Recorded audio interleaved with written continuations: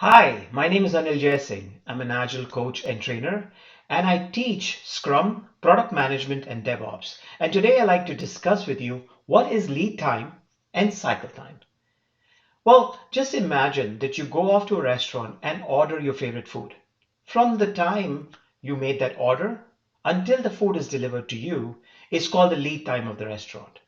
Cycle time, on the other hand, is the time from when the chef picks up that order, starts working on it, until the food is delivered to you. So effectively, cycle time is a subset of the lead time.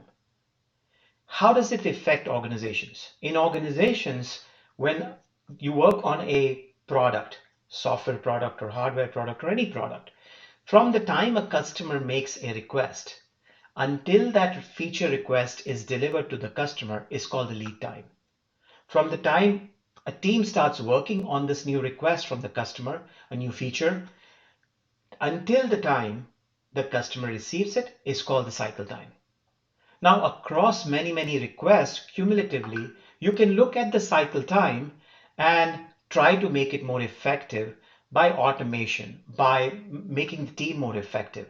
How do you visualize the team's work? Well, one way to visualize the team work is value stream mapping. You can use value stream mapping to start looking at all the steps that the team works on and seeing how you can make that more effective by reducing the number of steps or automating them.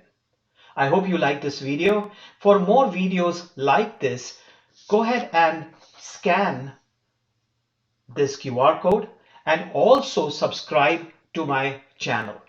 This QR code leads you to my website, which has a bunch of articles, videos on Scrum, product management, and DevOps. Looking forward to seeing you next time.